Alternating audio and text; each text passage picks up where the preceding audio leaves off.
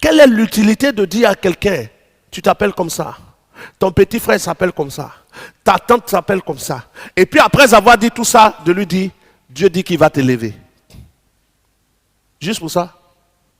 Tu as sorti toute ma généalogie.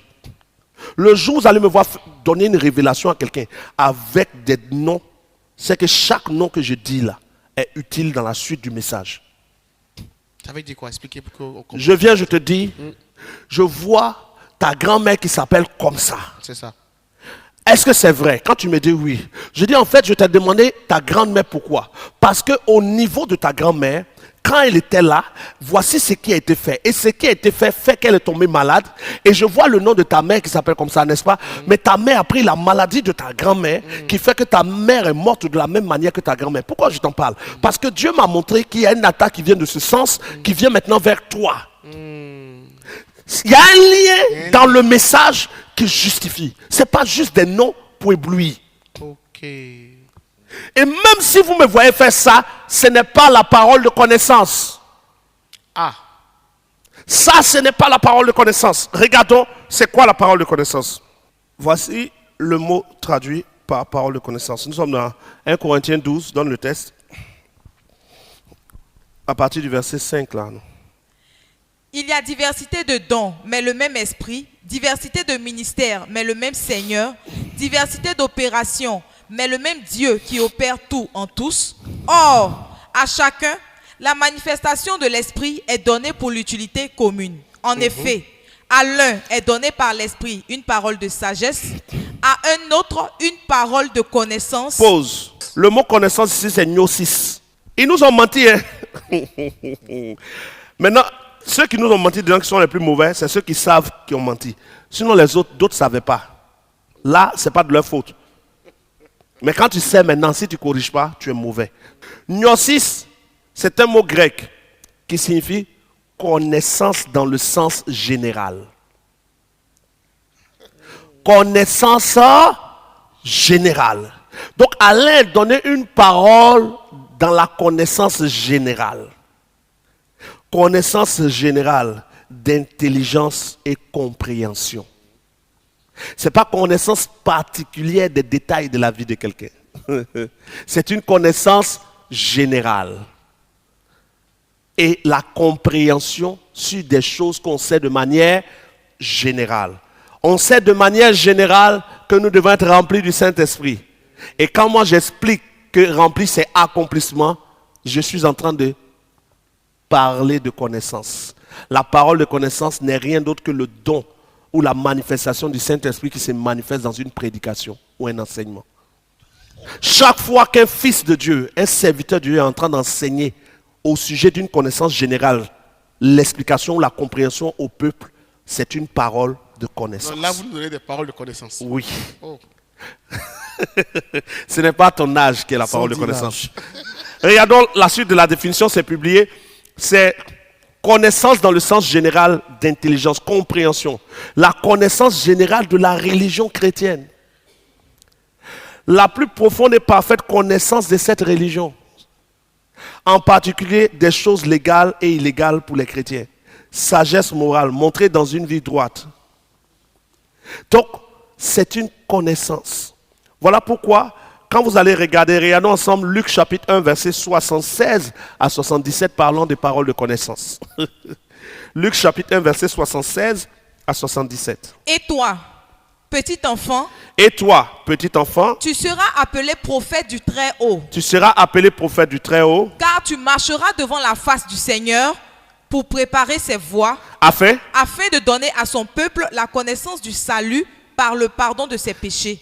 Du moment où Jésus donne la connaissance du salut, le message de Jésus est une manifestation de la parole de connaissance. Ensuite, Romains 15, verset 14. Pour ce qui vous concerne, je précise que chaque texte que je donne, le mot gnosis est dedans. Pour ce qui vous concerne, mes frères, je suis moi-même persuadé que vous êtes pleins de bonnes dispositions, remplis de toute connaissance, et capables de vous exhorter les uns les autres. Connaissance ici, c'est gnosis encore. Vous êtes remplis de la connaissance qui vous permet de vous exhorter les uns les autres. Donc quand tu es en train de dire, frère, tiens bon, Dieu est fidèle. Ne te souviens-tu pas que Dieu t'avait, tu es en train de donner une parole de connaissance, une exhortation. Ensuite, nous sommes à 1 Corinthiens 13, verset 2.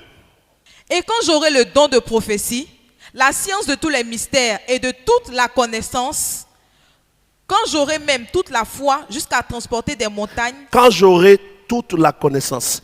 Ici, le gnosis, ce n'est pas une connaissance future. Gnosis, c'est une connaissance déjà acquise. Ce n'est pas genre, au moins je suis devant la personne, ça me vient. C'est quelque chose que j'ai et que je transmets.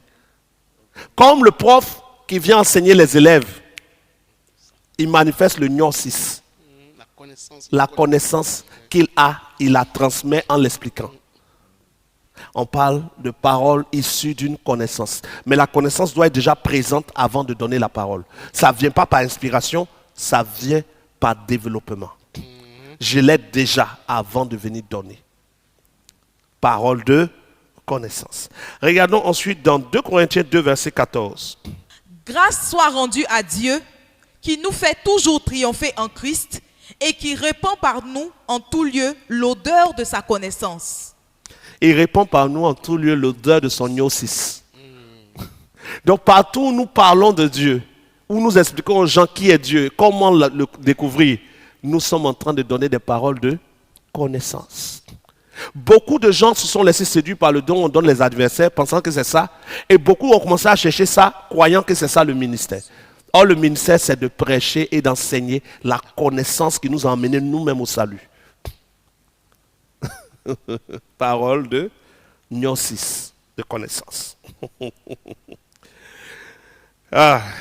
Mais, homme de Dieu, si ce que nous on appelait parole de connaissance, mais ce qui a été appelé parole de connaissance, ce n'est pas la parole de connaissance. Alors, excusez-moi, moi, comme le dirait quelqu'un, comment on appelle ça alors? Ça dit... Voilà.